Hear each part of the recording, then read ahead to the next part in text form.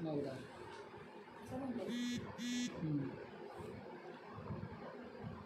सरांचा फोन येईल.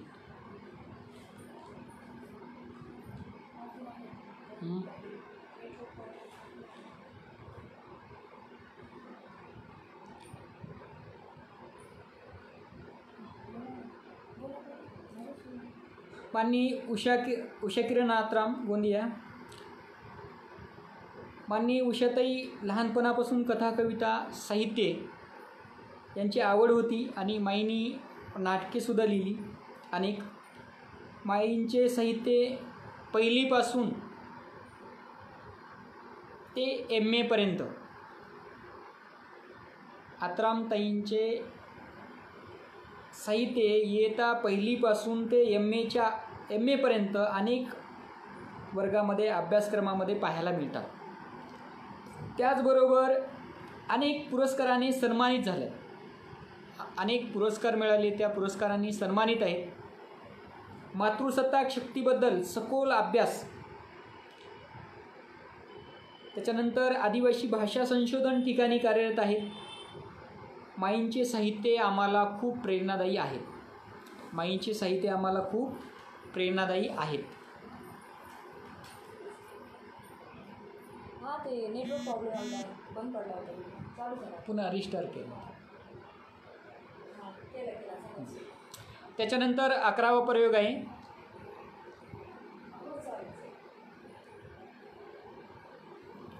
माननीय नारायण खरात जालना. गाव शिवाराच्या कविता. गाव शिवारांच्या कविता कवी आणि साहित्यिक आहेत. बघा, ग्रामीण भागाचे वास्तव आपल्या कवितेतून प्रकट केले. त्यांच्या कविता म्हणजे ग्रामीण भागाचे सौंदर्यच आहे. त्यांच्या कविता म्हणजे अस्सल ग्रामीण जीवनात, अस्सल ग्रामीण जीवन. गाव शिवाराच्या कविता म्हणजे आपल्याला ग्रामीण भागात, गावामध्ये कसं प्रत्यक्ष जीवन जगल्या जाते, अनुभवले जाते, हे सगळं त्यांनी आपल्या कवितेतून मांडलं. त्यांच्यासाठी मला 1-2 ओळी म्हणायच्यात. गाव शिवारातून कविता स्फुरणारे, गाव शिवारातून कविता स्फुरणारे, खेड्यातील जीवनाचे वास्तव मांडणारे, खेड्यातील जीवनाचे वास्तव मांडणारे, पांढरे सोनं या कवितेतून अश्रूंना वाट मोकळी करून देणारे, पांढरे सोने या कवितेतून अश्रूला वाट मोकळी करून देणारे प्राध्यापक नारायण खरातजी काळजावर घाव घालणारे, प्राध्यापक नारायण खरातजी काळजावर घाव घालणारे, वास्तव चित्र रेखाटणारे अप्रतिम कवी, अप्रतिम कवी. म्हणजे की त्यांनी ग्रामीण भागाच्या कविता अतिशय भावपूर्ण, अर्थपूर्ण आणि प्रेरणादायी आहे. त्यांच्यापासून भरपूर आम्हाला म्हणजे मला पण शिकायला मिळालं. माननीय नारायण खरातजी धन्यवाद. त्याच्यानंतर आहेत माननीय डॉक्टर कैलास दौंड सर पुणे. माझे भोवताल आणि कविता.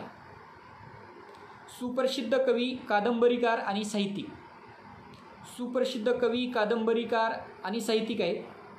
माझे भोवतालमध्ये भौतिक व भौगोलिक वातावरण निसर्गाशी कसं जोडले जाते. माझे भोवतालमध्ये भौतिक आणि भौगोलिक वातावरण निसर्गाशी कसे जोडले जाते. ग्रामीण जीवनातील वातावरण व माणुसकी, ग्रामीण जीवनातील वातावरण व माणुसकी याचे साहित्यात वर्णन केले, याच्यामध्ये साहित्यात वर्णन केले. माननीय सरांनी निसर्गावर कविता करून, सरांनी निसर्गावर कविता करून आम्हाला निसर्गमय करून टाकले, आम्हाला निसर्गमय करून टाकले. म्हणजे निसर्गातील घटकांचा उहापोह करून अप्रतिम म्हणजे खूप सुंदर कविता या ठिकाणी या फेसबुक लाईव्ह पेजवर घेऊन आले. ते एक आमच्यासाठी खूप एक अनमोल देणगी आहे. त्याच्यानंतर माननीय प्राध्यापक माधवजी सरकुंडे सर. यवतमाळ.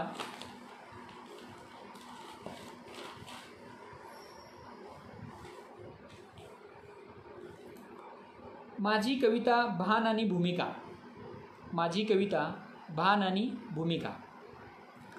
सुप्रसिद्ध कवी, कादंबरीकार, साहित्यिक माननीय माधव सरकुंडे सर हे आमच्या अंध आदिवासी समाजासाठी प्रेरणास्थान आहे. कित्येक आदिवासी बांधवांनी, कित्येक कार्यकर्त्यांनी अंध आदिवासी समाजातील डॉक्टर बाबासाहेब आंबेडकर म्हणजेच आमचे माननीय माधवजी सरकुंडे सर आहेत, असे अनेकांनी त्यांना उपमा दिली. अनेकजण बोलताना बोलून गेले आणि त्यांच्या कविता, त्यांची कादंबरी आमच्यासाठी खूप प्रेरणादायी आहे. वाडा नावाची कादंबरी त्यांची स्वामी रामानंद तीर्थ मराठवाडा विद्यापीठ नांदेड इथे अभ्यासक्रमाला सुद्धा आहे. त्यांचं लिखाण आमच्यासाठी नेहमीच प्रेरणादायी आहे.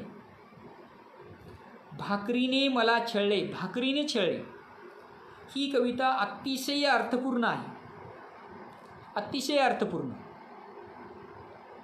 आणि त्यांच्या अनेक कविता आम्हाला सतत प्रेरणा देतात. त्यांच्या अनेक कविता आम्हाला सतत प्रेरणा देतात. माननीय माधवजी सरकुंडे सर यांच्याविषयी मी एक दोन ओळी मी या ठिकाणी मांडतोय. कविता मनात रुतून बसते, कविता मनात रुतून बसते, मग लेखणीतून कागदावर उतरते, मग लेखणीतून कागदावर उतरते. विद्रोही क्रांतिकारी सामाजिक कविता रचते, विद्रोही क्रांतिकारी सामाजिक कविता रचते. माननीय प्राध्यापक माधवजी सरकुंडे सरांची कविता अशीच भासते. म्हणजे विद्रोही कविता, क्रांतिकारी कविता, प्रेरणादायी कविता, अनेक प्रकारच्या कविता आम्हाला माननीय माधवजी सरकुंडे सरांच्या कविता भासतात.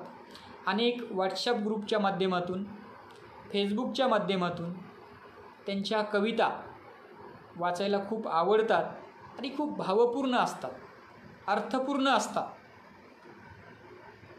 म्हणून मी माननीय माधवजी सरकुंडे सरांना खूप खूप धन्यवाद देतो की आमच्यासाठी ते एक चालते बोलते विद्यापीठ आहे, चालते बोलते प्रेरणादायी आहे. त्याच्यानंतर माननीय प्राध्यापक योगेश चिकटगावकर सर.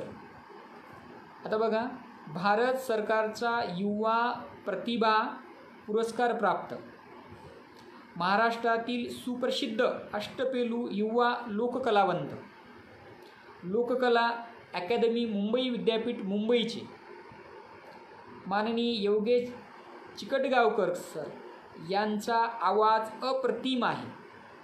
त्यांच्या आवाजाला तोड नाही.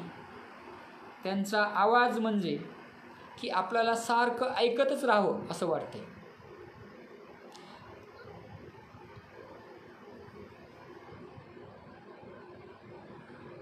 महाराष्ट्रातील पारंपरिक लोककलेला जपणारे, ग्रामीण जीवनाचे वास्तव कवितेत साकारणारे, सकाळच्या पहारीचे काळजाला लोकगीतातून भिडवणारे. बघा, माननीय प्राध्यापक योगेश चिकटगावकर सर कवितेतून वास्तव गाणारे, म्हणजे त्यांच्या कविता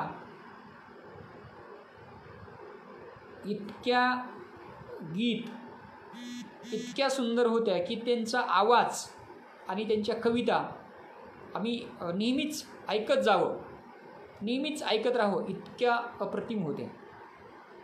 ग्रामीण भागातील सर्वच लोककलेबद्दल सखोल माहिती दिली त्यांनी. पण त्यांचं एक प्रसिद्ध गीत आहे, तो बापाचा बाप वाघ शिवबा जन्मला, सुपर डुपर म्हटले सर, आणि आहेच. आणि त्यांनी असं एक सांगितले की तुकाराम महाराजांचा इतिहाससुद्धा प्रभावीपणे मांडला. आणि त्यांनी सांगितले की माझ्या यूट्यूबलासुद्धा माझे काही गीतं आहेत आणि तेव्हापासून मी त्यांची बरीचशी गीतं पाहिली, ऐकली आणि त्यांचा आवाजसुद्धा खूपच सुंदर होता. ती एक आमच्या आदिवासी चळवळींसाठी एक आमच्यासाठी खूप प्रेरणादायी आहे, खूप प्रेरणादायी आहे. तर आता एक 15वा प्रयोग आहे. माननीय प्राध्यापक डॉक्टर विनोद कुंबरे सर, कवी, कादंबरीकार, साहित्यिक आहेत, मराठी विभाग, मुंबई. माझ्या कवितेतील समाजजीवन म्हणजे आदिवासी साहित्यात त्यांचे लेखन महत्त्वपूर्ण आहे आणि आदिवासी साहित्यात त्यांचे मोलाचे योगदान आहे, योगदान आहे. सरांनी कविता खूप केल्या, पण कविता प्रकाशन करण्याच्या बाबतीत उदासीनता होते असे बोलून गेले. पण त्यांच्या कवितेतला अर्थ, त्यांच्या कवितेतला विचार मात्र इतका प्रेरणादायी आहे, खूपच सुंदर आहे की. पण ते म्हटले की सर मी कविता खूप केल्या पण मला प्रकाशन करण्याच्या बाबतीत थोडे उदासीन आहोत. त्यांनी स्वतः बोलता बोलून गेले. पण सर मी तुम्हाला सूचना करण्या इतपत मोठा नाही आहे, पण मला असं वाटते की तुमच्या कविता जर प्रकाशित झाल्या तर त्या कविता आमच्यापर्यंत पोहोचतील आणि आम्हाला वाचायला मिळतील.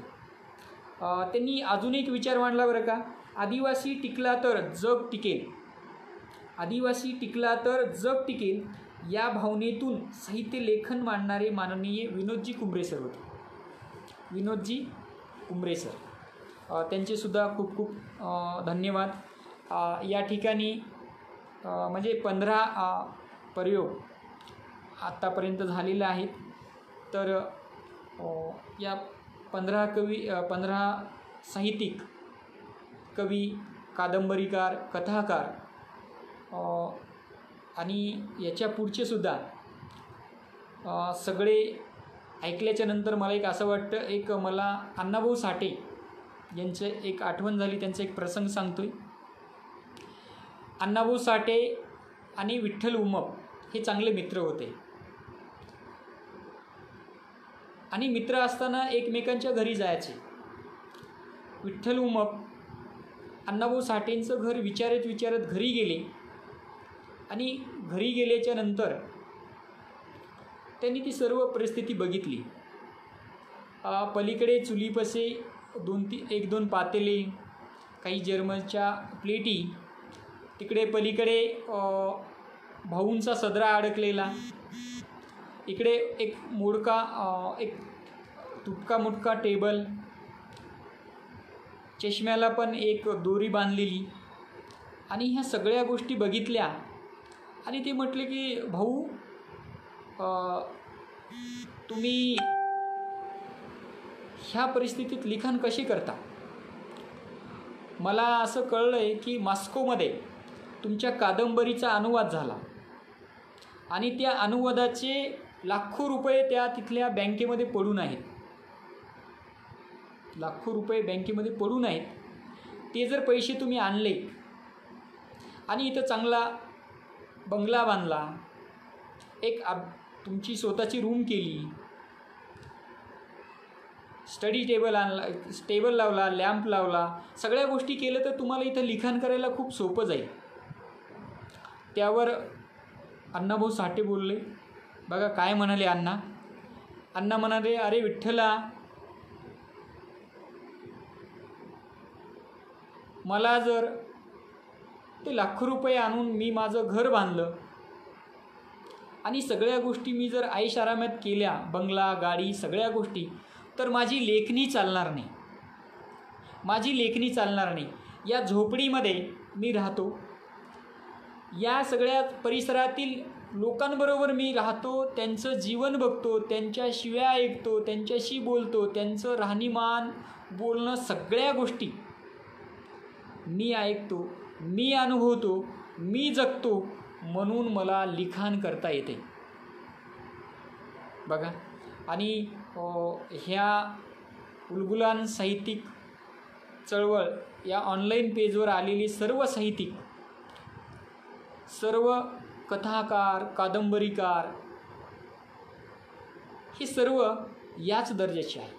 म्हणजे स्वतः त्यांनी अनुभवलं, स्वतः जगले आणि त्याच्यानंतर त्यांनी लिहिलं. म्हणून हे जी माननीय डॉक्टर सखाराम दाखोरे सरांनी जे ऑनलाईन फेसबुक पेज जे उलगुलान सुरू केलं, ते खरंच आदिवासी समाजासाठी आणि इतर समाजालासुद्धा, दलित समाजाला एक दिशा देण्याचं काम निश्चितपणे झाल्याशिवाय राहणार नाही. म्हणजे इथं आलेली सर्व साहित्यिक, सर्व लेखक, सर्व कवी हे खूपच म्हणजे निश्चित दर्जेदार आहे आणि दर्जेदार होते. त्यांचं साहित्यसुद्धा आमच्यासाठी खूप प्रेरणादायी आहे. विठ्ठल वाळे सर, जयवीर. त्याच्यानंतर बघा 16वा प्रयोग आहे माननीय पांडुरंग वागतकर सर, लातूर. माझ्या कवितेतील समाज जाणीव. माझे मित्र आहेत.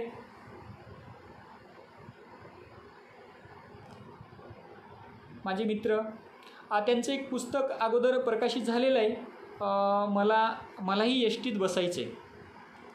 त्याच्यानंतर मात्र त्यांच्याबद्दल जर आपल्याला बोलायचं झालं ना, खरंच एक गोष्ट प्रकर्षाने जाणवते. आम्ही शिक्षण क्षेत्रामध्ये काम करणारी माणसं कुठल्या ना कुठल्या बाबीने शिक्षणाशी आपला संबंध येतो, पण सरांचं नोकरीचं डिपार्टमेंट वेगळं आणि मग ते त्यांचं डिपार्टमेंट वेगळं असतानासुद्धा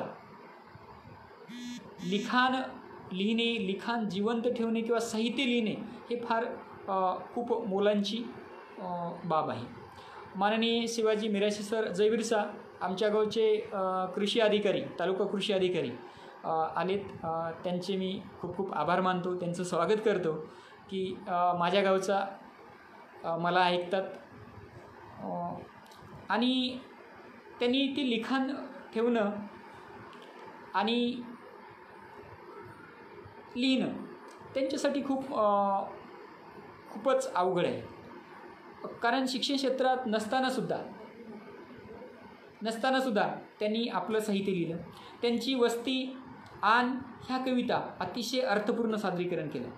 माय ही कविता तर अतिशय भावनिक होती आणि सर्वच्या सर्व कविता खूप चांगल्या आवडल्या. त्याच्यानंतर आहे 17वा माननीय प्राध्यापक डॉक्टर ज्ञानेश्वर वाल्हेकर सर, पुणे.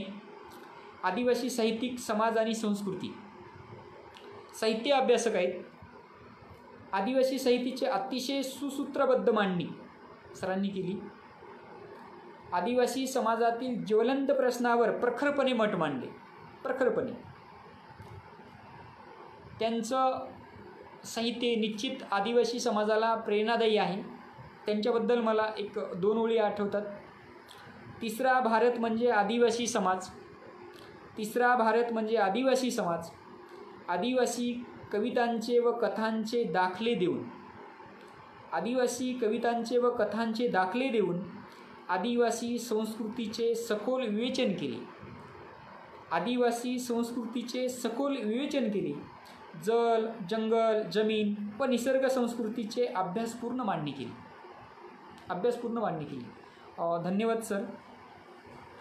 त्याच्यानंतर आहेत माननीय मारुती खुडे सर, माझे मित्र मार्गदर्शक आणि नेहमीच आम्ही समाजकार्यामध्ये सोबत काम करतो आहे. त्यांच्या कविता निश्चित भारदस्त आहेत, अर्थपूर्ण आहेत आणि गेल्या 3-4 वर्षापासून, 4-5 वर्षापासून तरी आम्ही त्यांच्या कविता व्हॉट्सअपच्या ग्रुपवर, फेसबुकवर वाचतो आहे. सरांना मी बऱ्याच वेळेस असं बोललोसुद्धा होतं की सर, तुमच्या खूपच कविता भारदस्त आहेत, दर्जेदार आहेत, प्रकाशन तुम्ही करा. पण त्यांनी आजपर्यंत प्रकाशन केलं नाही. कदाचित माननीय खुडे सरांचे एकदाच 1, 2, 3 संग्रह आपल्याला प्रकाशन होऊन लवकरच मिळतील अशी मी त्यांच्याकडून अपेक्षा बाळगतो. त्यांच्या कवितेचा प्रवाससुद्धा खूप सुंदर आहे. इयत्ता 9वीला असताना त्यांनी त्यांच्या शाळेमध्ये कवितेची स्पर्धा घेण्यात आली. माननीय मारुती कदम सरांनी ती कविता त्या ठिकाणी त्यांनी स्पर्धा घेतली आणि त्या स्पर्धेमध्ये सरांना बक्षीस मिळालं आणि तेव्हापासून खऱ्या अर्थाने त्यांच्या कवितांना सुरुवात झाली.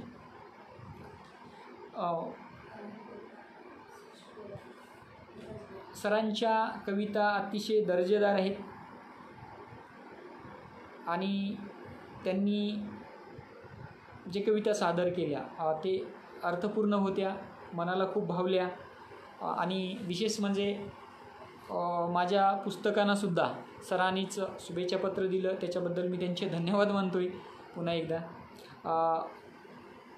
त्यानंतरचा आहे माननीय संतोष नारायणकर सर, सुप्रसिद्ध कवी संतोष नारायणकरां. त्यांच्या कवितेचं नावच होतं संतोष नारायणकरांच्या कविता.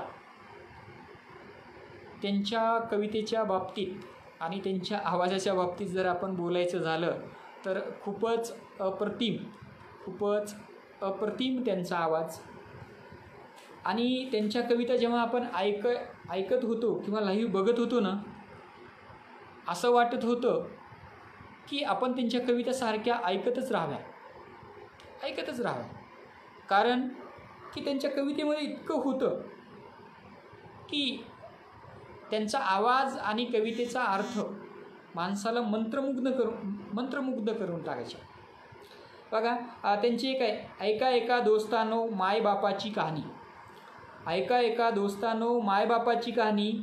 बाप नारळी खोबरं माय नारळाचे पाणी. ही कविता महाराष्ट्रभर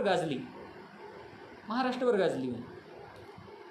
त्याच्यानंतर बालकवितासुद्धा अतिशय चांगल्या, बालमनाला भावणाऱ्या की ते आम्ही पाहत असताना जेव्हा त्यांच्या एक कविता ऐकत असताना माझ्या मुलांनासुद्धा म्हटलं की अरे बघ किती सुंदर कविता आहे, तू पण ऐक. आणि माझ्या मुलांनीसुद्धा ऐकल्या आणि त्यांना पण खूप भावल्या. म्हणजे लहान मुलांच्या बालविश्वात जाऊन कविता केलेल्या अतिशय सुंदर.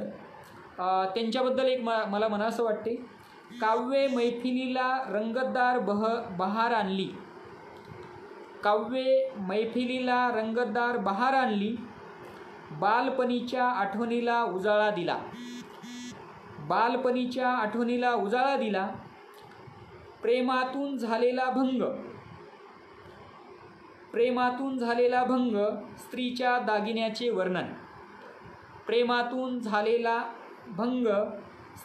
दागिन्याचे वर्णन. ज्यांच्या पाठांतराला तोड नाही असे माननीय संतोष नारायण गावकर सरजीने मैफिलीतून श्रोत्यांना भुरळ घातली. म्हणजे सरांच्या पाठांतराला तोडच नाही. त्यांचं पाठांतर इतकं जबरदस्त होतं की त्यांच्या कविता अतिशय मनाला भावल्या. त्यांचा आवाज, त्यांच्या कविता आपल्याला सारख्या सतत ऐकाव्या असे वाटायचे. धन्यवाद सर. त्याच्यानंतर आहेत सुनील गायकवाड सर, चाळीसगावचे. आदिवासी साहित्य चळवळ. बघा सुप्रसिद्ध आदिवासी साहित्यिक आहेत. आदिवासी बोलीभाषेतून अनेक कविता सादर केल्या सरांनी. आदिवासी बोलीभाषा भरपूर आहेत. आदिवासी साहित्य हे चळवळीतून आलेले साहित्य असा उल्लेख केला. खरं आहे सर, त्यांच्या मताशी मी सुद्धा सहमत आहे की चळवळीच्या माध्यमातून जर आदिवासी चळवळीत जर आपण आलो, चळवळीच्या माध्यमातून आदिवासी जनजीवन आपल्याला समजून येईल, त्यांची संस्कृती कळेल आणि ती कळाल्याच्या नंतर पुन्हा लिखाण होईल. म्हणूनच सरांनी असं सांगितलं की आदिवासी साहित्य हे चळवळीतून आलेले साहित्य आहे. आणि बरोबर आहे. आदिवासी बोलीभाषेत ऐकवलेली कविता खूपच छान आणि सुंदर होती. याच्यामध्ये त्यांनी वीर एकलव्यांचा उल्लेख केलेला आहे त्या कवितेमध्ये, त्या बोलीभाषेमध्ये आहे. तर त्यांच्याविषयी बी असं मला म्हणावंसं वाटते. आदिवासी चळवळीचे सारासार प्रकट करणारे, आदिवासी चळवळीचे सारासार प्रकट करणारे, इतिहास काळात घेतला अंगठा काढून, इतिहास काळात घेतला अंगठा काढून, तरी आता आज आमच्या हातात पेन आहे, तरी आता आज आमच्या हातात पेन आहे, पेन आहे बरे. प्राध्यापक सुनील गायकवाड सर, प्राध्यापक सुनील गायकवाड सर समाज क्रांतीसाठी झपाटलेले साहित्यरत्न आहे खरे, समाज क्रांतीसाठी झपाटलेले साहित्यरत्न आहे खरे. म्हणजे की सरांनी जी कविता केली होती की एकलव्यांचा अंगठा काढून घेतला, त्या काळामध्ये आदिवासी समाजाबद्दल काही लोकांनी आदिवासींचं जे त्यांचे धनुर्विद्या होती ती त्यांना पटली नाही आणि गुरुदक्षिणा म्हणून त्यांनी अंगठा काढून घेतला. त्या काळात इतिहासामध्ये अंगठा काढून घेतला. पण आता आम्ही शिकलो आहे, आम्ही विचार करू लागलो आहे, आता आम्ही कुणाला अंगठा देणार नाही, आता आमच्या हातामध्ये पेन आहे, आता आमच्या हातामध्ये पेन आहे. आणि या पेनीच्या माध्यमातून आम्ही आमच्या समाज जाणीवा, आम्ही आमच्या व्यथा गाथा, आम्ही आमची भावभावना सगळं लिहिण्याचं काम मात्र आम्ही आता थांबवणार नाही. आता हे मात्र निश्चित आम्ही ठरवून ठेवलेलं आहे. त्याच्यानंतर माननीय नीलकांत कुलसंगे सर, नागपूर, आदिवासी लोककला आणि नाटक, आदिवासी लोककला आणि नाटक, आदिवासी समाजातील विविध नृत्ये आणि यांची माहिती त्यांनी दिली. आदिवासी लोककला आणि नाटक यांच्याबद्दल त्यांनी भरपूर सविस्तर माहिती मांडली. त्याचबरोबर त्यांनी तिथे एक उल्लेख केला की वारली कला ही देशात नव्हे तर जगात प्रसिद्ध आहे. वारली कला देशात नव्हे तर जगात प्रसिद्ध आहे. आणि आदिवासी समाजाने नाटकात वेशभूषा, केशभूषा, बोलीभाषा, कलेचा वापर करून नाटकं लिहिली पाहिजे, नाटकं लिहिली पाहिजे आणि नाटकं सादरसुद्धा केली पाहिजे, असं त्यांनी प्रकर्षाने आपल्याला सांगितलं. माननीय सरांनी अभ्यासपूर्ण मांडणी केली आणि आदिवासी समाजातील लोककला नाटकाबद्दल इतकी भरपूर माहिती दिली. लोककला, अनेक लोककला आहेत, अनेक नृत्य आहे, ह्या सगळ्या गोष्टींची भरपूर माहिती दिली. धन्यवाद सर. त्याच्यानंतर माननीय प्राध्यापक प्रभू राजगडकर सर, नागपूरहून,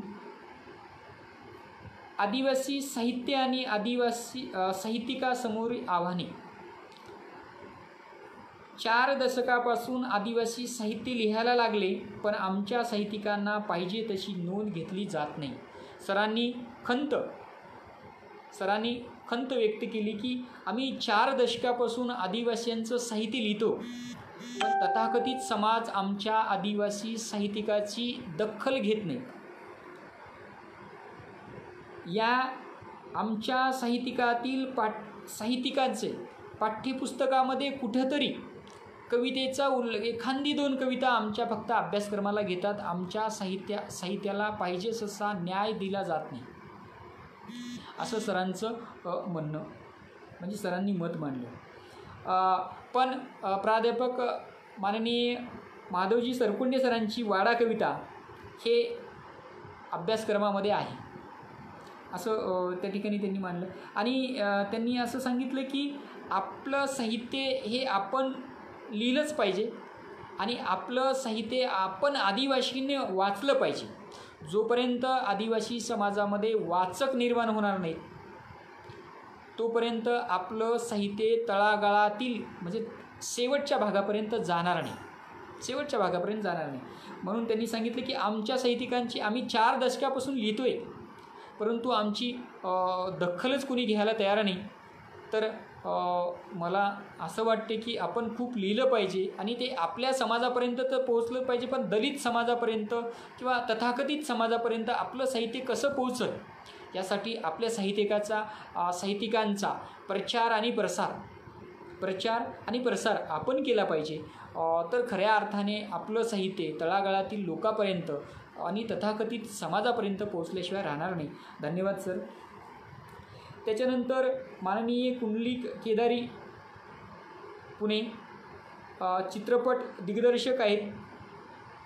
आदिवासी चित्रपट आणि आदिवासी प्रेक्षक. माननीय सरांचा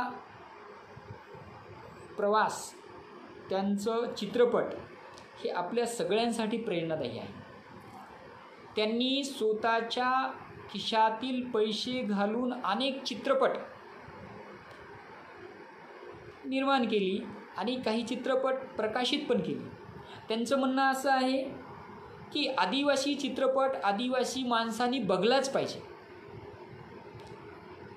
पण जोपर्यंत आदिवासी समाजाचा चित्रपट आदिवासी माणसं बघणार नाही तोपर्यंत आदिवासी प्रेक्षक त्या चित्रपटाला मिळणार नाही.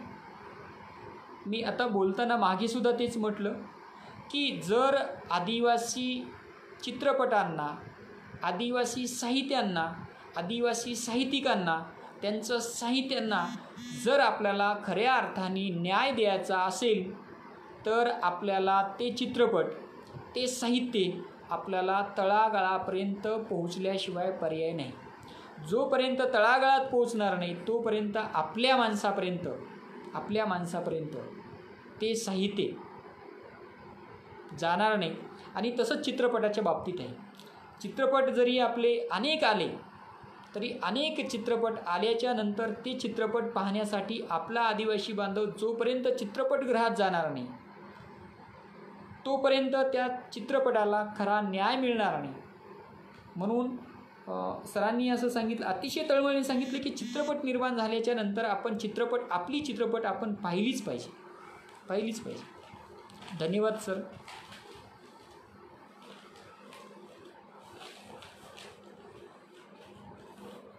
त्याच्यानंतर माननीय पिराजी जाधव सर वसईचे आहेत.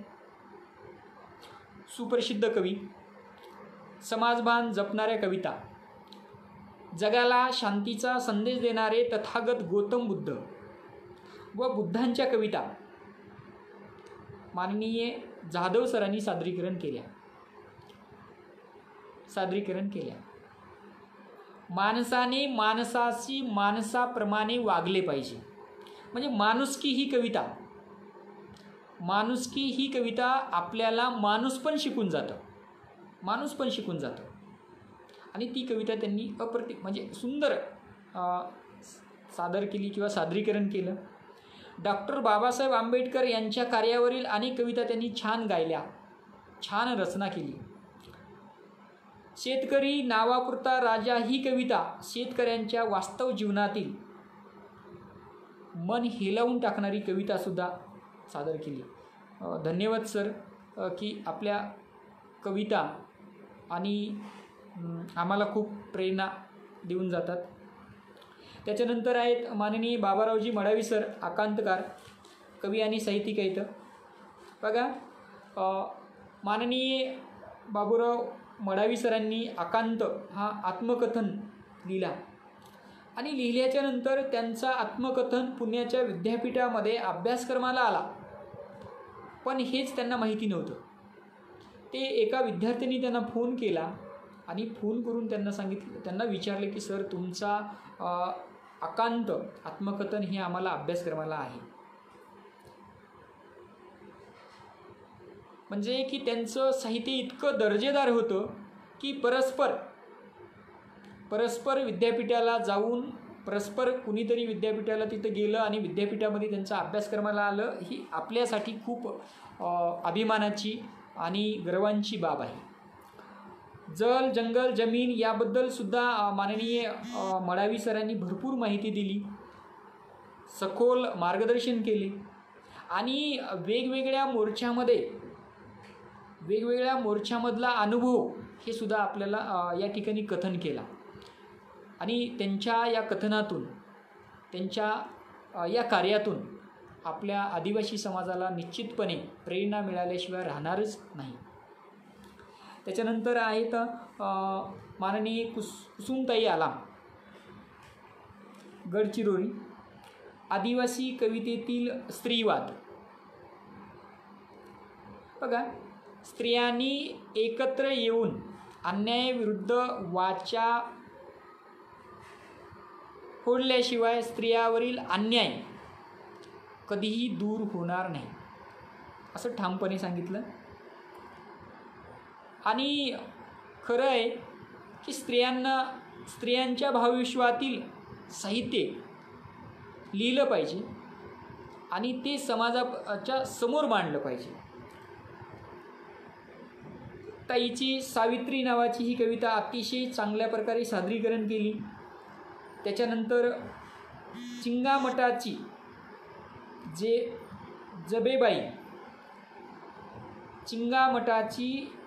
जबेबाई यांचे कविताचे अप्रतिम सादरीकरण केले. आणि माननीय कुसुमताई आलामताईंनी असं सांगून गेल्यात की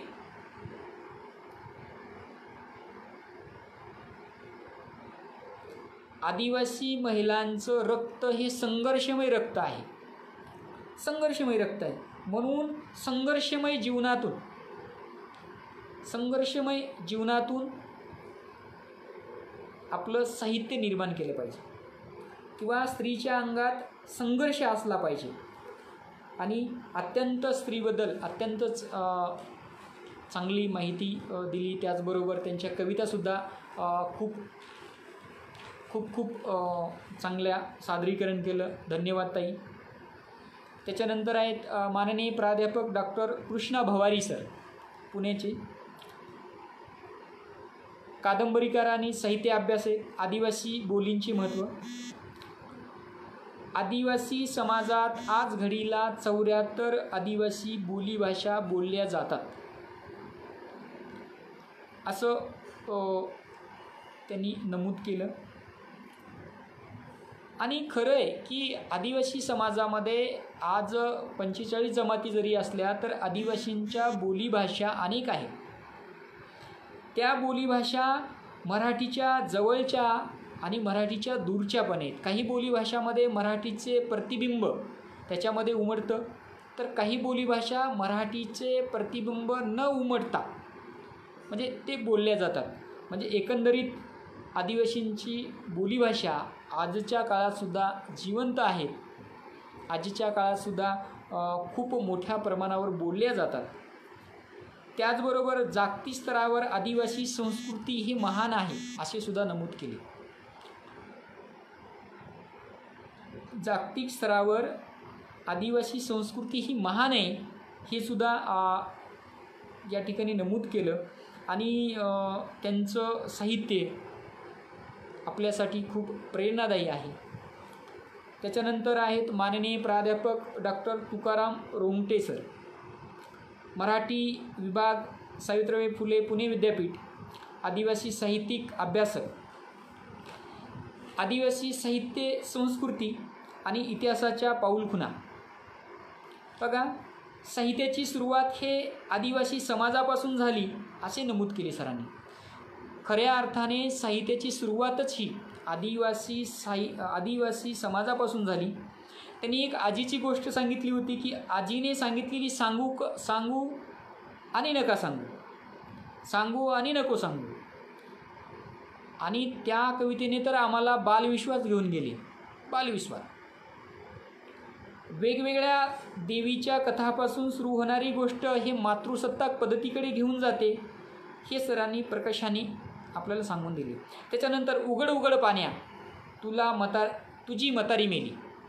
उघड उघड पाण्या तुझी मतारी मेली ही कविता अप्रतिम, एकदम मस्त वाटली.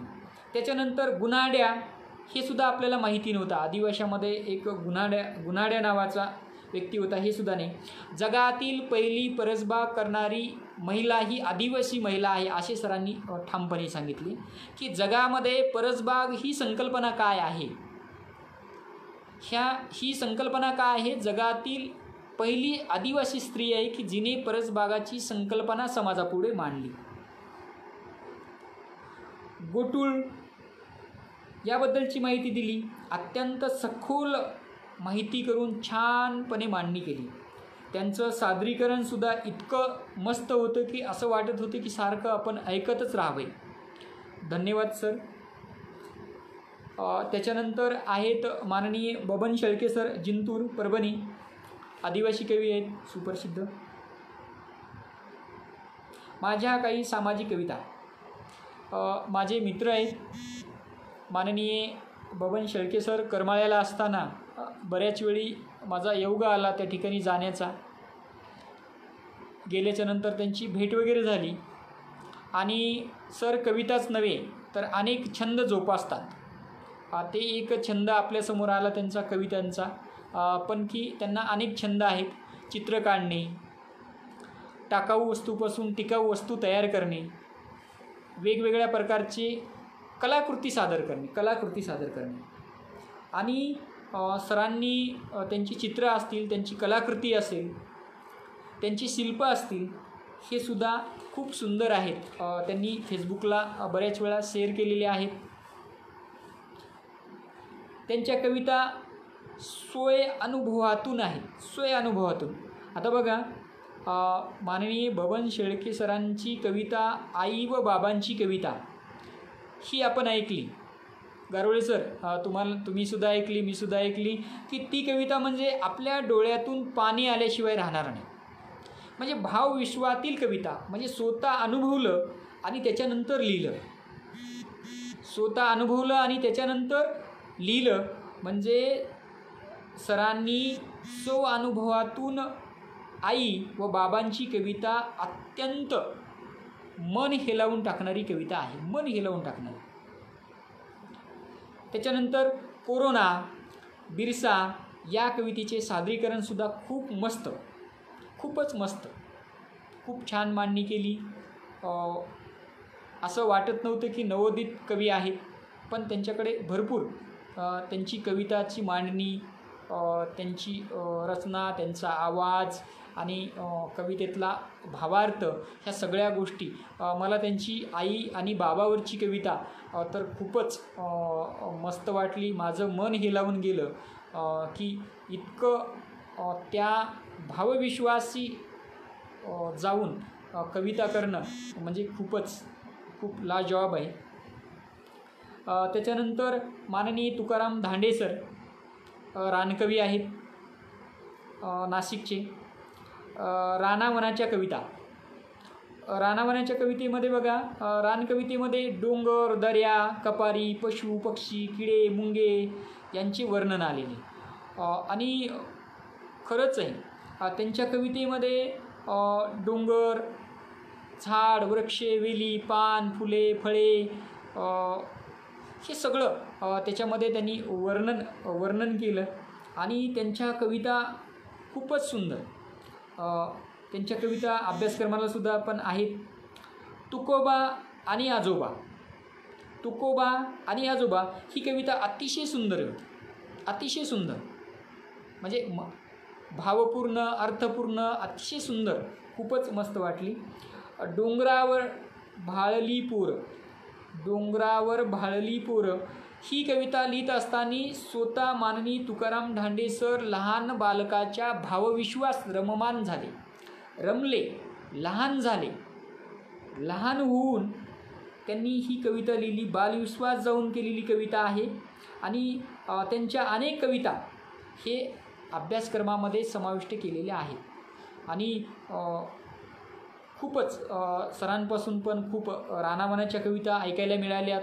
आम्हाहीसुद्धा रानावनात गेल्यासारखं वाटले आणि रानावनातले दगड धोंडे, म्हणजे दगड असतील, तिथली माती असेल, तिथला खडक असेल, तिथले पान, फुलं, फळं, तिथली वेली असेल, तिथले सगळ्या गोष्टी, ह्या गोष्टीशी आम्ही भावनिकदृष्ट्या खूपच त्या ठिकाणी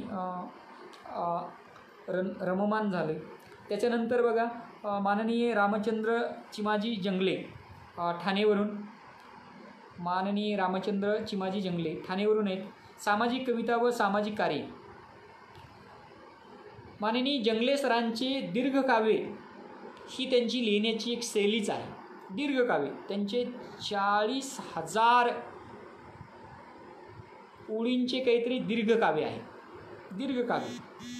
आणि माननीय जंगले सर हे आपले महाराष्ट्राचे कवी नाही, भारताचे कवी नाही, तर आंतरराष्ट्रीय कवी असे त्यांना म्हणावे लागेल. कारण आत्तापर्यंत आपल्याला माहिती नव्हतं की त्यांच्या कविता त्यांनी अमेरिकेपर्यंत पोहोचल्या. त्यांनी एक कविता केलेली आहे, ओबामा नावाची कविता.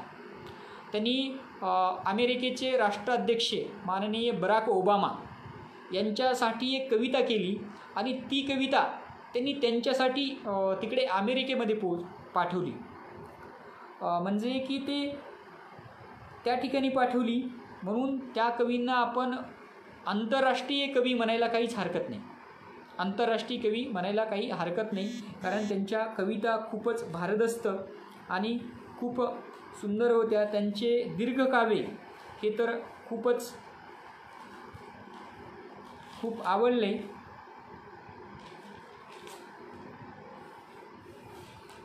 म्हणून पुन्हा एकदा त्यांना धन्यवाद देतो. त्यांचं खरं तर जीवनसुद्धा त्यांनी सांगितलं. त्यांनी पेन्शन घेतल्याच्यानंतर काय काय कामं केली आणि ती कामं करत असतानासुद्धा या लेखनाकडे दुर्लक्ष केलं नाही. म्हणून खरं त्यांच्यापासून आपल्याला खूपच काही प्रेरणा घेण्यासारखं आहे. त्याच्यानंतर माननीय इंद्रजित भालेराव सर परभणी, त्यांच्या कविता कबीरांची. आता बघा, माननीय इंद्रजित भालेराव सरांचा प्रवास अतिशय प्रेरणादायी आहे. सध्याच्या काळामध्ये मोबाईलचे दुष्परिणाम जिकडे तिकडे आपल्याला दिसतात आणि लोक म्हणतातसुद्धा मोबाईल घेतल्यानंतर खूप नुकसान होतं, खूप दुष्परिणाम होतात. आणि म्हणूनच माननीय इंद्रजित भालेराव सरांनीसुद्धा मोबाईल घेण्याचं टाळलं होतं. पण त्यांच्या सौभाग्यवती त्यांच्या मुलांनी आग्रह केला आणि त्यांच्याकडे एक सेलफोन त्यांच्या हातामध्ये दिला. पण सरांनी त्या सेलफोनचा अतिशय चांगल्या प्रकारचा वापर केला. सरांनी गेल्या 1 वर्षभरापासून यूट्यूबच्या माध्यमातून कबीरांचे यूट्यूब व्हिडिओ बघितले आणि त्या यूट्यूबच्या माध्यमातून त्यांची सर्व माहिती गोळा केली आणि माहिती गोळा करून ती माहिती प्रभावीपणे मांडली. इतकी प्रभावीपणे मांडली की त्यांचे दुवे ऐकतच राहावे असं वाटत होते. डॉक्टर बाबासाहेब आंबेडकर यांचे वडीलसुद्धा, आता बघा, मी माझे आत्मकथन डॉक्टर बाबासाहेब आंबेडकरांचं एक आत्मकथन वाचलं. त्या आत्मकथनामध्ये सुद्धा डॉक्टर बाबासाहेब आंबेडकर यांचे वडील त्यांच्याकडून संत कबीराचे दोहे म्हणून घ्यायचे आणि ते फक्त तेवढं वाचण्यात आलं होतं. अभ्यासक्रमामध्ये कुठेतरी संत कबीरांचे 2-3 एखादी 2 कविता असायची आणि फारसं त्यांचं साहित्य उपलब्ध नव्हतं. पण माननीय इंद्रजित भालेराव सरांनी, मला तर वाटते की त्या संत कबीर यांच्या दयेवर त्यांची PhD झाली काय. म्हणजे इतकं प्रभावीपणे, इतकं सुटसुटीतपणे आणि इतकं भावनिकपणे अर्थपूर्ण दोहे मांडले आणि ते दोहे इतके खूपच ऐकण्यासारखे होते. तुम्ही आम्ही सगळ्यांनी ऐकले आणि त्यांच्यापासून एक आपण प्रेरणा घ्यायला काही हरकत नाही. मोबाईल हे बोलण्याचे साधन नाही, तर ते एक ज्ञान भांडार आहे. ज्ञानाचे एक खूप मोठे भांडार आहे. पण त्या ज्ञान भांडाराचा उपयोग कसा करायचा आणि कसा करायचा नाही ते आपल्या हातात आहे. आपण यूट्यूबच्या माध्यमातून, गुगलच्या माध्यमातून अनेक प्रकारची माहिती गोळा करूनसुद्धा की खूपच चांगल्या प्रकारचे साहित्य असेल, खूप चांगल्या प्रकारचे संतांचे अभंग असतील, क्रांतिकारकांचे असेल, सगळी माहिती आपण त्याच्यावर घेऊ शकतो आणि ते सुद्धा आपल्यासाठी खूप प्रेरणादायी आहे. धन्यवाद माननीय इंद्रजित भालेराव सरजी की आपण आपल्या एक व्याख्यानातून म्हणा, आपल्या या अभिव्यक्तीतून आम्हाला मोबाईलचा वापर कसा करायचा, चांगल्यासाठी कसा करायचा हे तुम्ही एक सांगून गेल्यासारखेच आहे. त्याच्यानंतरचा प्रयोग आहे बघा, माननीय डॉक्टर विनायक तुमराम, नागपूरचा आहे. नागपूर आदिवासी कवी, साहित्यिक आणि विचारवंत आहेत. विनायक तुमराम सरांचे साहित्य विविध विद्यापीठात अभ्यासक्रमात आहे. आदिवासी समाज हा निसर्गाचा प्रेरणास्रोत आहे, स्रोत आहे असे त्यांनी या ठिकाणी नमूद केले. आणि आदिवासी साहित्याची अत्यंत महत्त्वपूर्ण माहिती आपल्यासमोर मांडली. माननीय सरांचे अतिशय मार्मिक भाषेत आम्हाला मार्गदर्शन झाले. आदिवासींनी निसर्गधर्माकडे यावे असे संबोधले. बघा, डॉक्टर बाबासाहेब आंबेडकर यांच्या जीवनावर सुद्धा सरांनी प्रकाश टाकला. आणि डॉक्टर बाबासाहेब आंबेडकर यांचे विचार, यांची चळवळ, यांचे कार्य आपण निश्चितपणे आदिवासी समाजाने सुद्धा स्वीकारायला पाहिजे. आणि आपण स्वीकारलेलेच आहेत. आपण दलित चळवळीला सोबतच घेऊन आदिवासी समाजसुद्धा खूप मोठी चळवळ लढतो आहेत, एकत्र येत आहेत. आपले अनेक लोकांच्या माध्यमातून आदिवासी साहित्य, आदिवासी चळवळ आता कुठं एक बळ पकडायला लागलेले आहे हे दिसून येत आहे. तर खरंच धन्यवाद सर. आपण सुद्धा खूप मोठे विचार या ठिकाणी तुम्ही मांडले, ते आमच्यासाठी खूप प्रेरणादायी आहेत. आणि शेवटचे आहेत माननीय वारुदादा सोनोने, नंदुरबार, कवी, साहित्यिक आणि विचारवंत आहेत. आदरणीय वारुदादा सोनोने यांना मी आदिवासी साहित्य संमेलन नांदेडला ऐकलं होतं. त्यांच्या कविता खूप भावपूर्ण आहेत, मनाला रुचणारे आहेत. आणि श्रमिक संघटनेच्या माध्यमातून सरांनी कार्य सुरू केलं आणि ते स्वतःला कवी, साहित्यिक ह्याहीपेक्षा एक चळवळींचे कार्यकर्ते म्हणून घेण्यामध्ये धन्यता मानतात. आणि खरंच सरांचा खूप मोठेपणा आहे की या साहित्यामध्ये साहित्य, कवी, कादंबरी, कथाकार असेल, ह्या सगळ्या गोष्टी असतानासुद्धा की मी एक चळवळीचा कार्यकर्ता आहे हे खूपच त्यांच्यासाठी मोलांची बाब आहे. आपल्यासाठी उल्लेखनीय बाब आहे की एवढे मोठे साहित्यिक असूनसुद्धा चळवळीला आपलंसं मानतात. बांध कविता ही अप्रतिम सादर केली. महात्मा फुले आणि सावित्रीबाई फुले यांच्या कार्याचा ओघवता आढावा सरांनी कालच्याच भागामध्ये आपल्यासमोर मांडला. महात्मा ज्योतिबा फुलेंचं साहित्य खूप मोठं आहे. सावित्रीबाई फुलेंनी जे आपल्या भारतातील अख्ख्या स्त्रीच्या उद्धाराकरिता उचललेलं खूप मोठं पाऊल आहे. सावित्रा माई होत्या म्हणून आज आमच्या ताई, बाई, अक्का सर्व काही खूप मोठ्या मनाने म्हणजे खूप याच्यातून शिक्षण घेऊ शकतात. आणि ही ओघवता त्यांनी इतिहास सांगितला. खरं आहे सर की सावित्रीबाई फुलेंनी खूप हाल, अपेष्टा, कष्ट सोसले आणि त्या काळामध्ये त्यांनी ते कार्य केलं आणि त्या कार्यांचा परिपाक म्हणून आज आम्ही ताट मानेने आम्हाला शिक्षण, सर्व दलितांना, आदिवासींना, सगळ्यांना ते शिक्षण घेण्याची संधी खूप मोठी त्या फुले दाम्पत्यांनी आपल्यासाठी उपलब्ध करून दिली. त्याच्यानंतर स्त्रियांना दुय्यम स्थान दिले जाऊ नये असं माननीय वारुदादा सोनोने यांनी म्हटलं. मातृसत्ताक पद्धतीचा सुद्धा यांच्यात उल्लेख केला. माणसाला माणूसपण देण्यासाठी साहित्य निर्माण केलं पाहिजे आणि माणसाला माणूसपण द्यायचं म्हणजे इथे आदिवासी साहित्याच्या पुढे जाऊन, आदिवासी समाजाच्या साहित्याच्या पुढे जाऊन सुद्धा विचार मांडला की माणसाला माणूसपण देणारं साहित्य निर्माण झालं पाहिजे. त्याच्यानंतर सरांनी संस्कृतीला एक वेगळा शब्द दिला. ते म्हणजे संस्कृती म्हणजे जीवन जगणे, म्हणजे आपण जीवन जगतो तीच आपली संस्कृती असं मानायचं. सरांनी त्या ठिकाणी उल्लेख केला आणि समजलं. माननीय वारुदादा सोनोने भरपूर माहिती दिली. धन्यवाद. मी पुन्हा एकदा माननीय डॉक्टर सखारामजी डाकोरे सर यांचे धन्यवाद मानतो. मला जो विषय दिला होता ते खूपच अवघड होता आणि मी त्या विषयाला न्याय कितपत दिला किंवा नाही दिला ते मला नाही सांगता येणार. आपल्याला माननीय सीतारामजी ठाकरे सर आहेत. मी काय तेवढा मोठा ज्ञानी नाही, विद्वान नाही, कवी नाही, साहित्यिक नाही आणि मी एक साधा चळवळीतला कार्यकर्ता आहे. पण मला नाही अजून बी कळालं नाही की माननीय डॉक्टर सखारामजी डाखोरे सरांनी मलाच का संधी दिली आणि मला बोलण्यासाठी का इथं बोलवलं. मी बोलत असताना काही माझे शब्द जर एखादी शब्द चुकून माझ्याकडून जर शब्द गेलेले असतील तर कृपया ते शब्द मला परत करावे. मला सगळ्यांनी आपला सर्वांचा लहान भाऊ म्हणून, लहान बंधू म्हणून मला समजून घ्यावे आणि जर माझं कुठं चुकलं असेल तर मोठ्या मनाने माफ करावे. त्याच्यानंतर जसं राजहंस म्हणतात तसं जे चांगलं आहे ते चांगलं ते घ्यावं, जेवढं वाईट आहे ते मला परत करावं.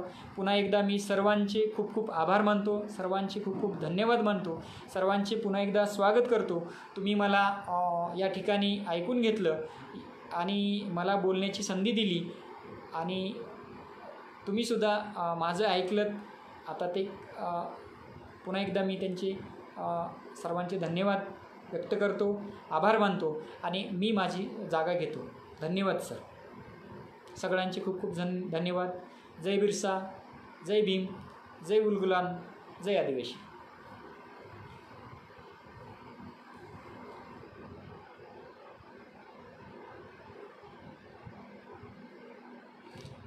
हो सर, मी प्रतिक्रियासुद्धा नाही दिली की मी त्यांच्यापासून काय शिकलो हे मी मांडण्याचा प्रयत्न केला.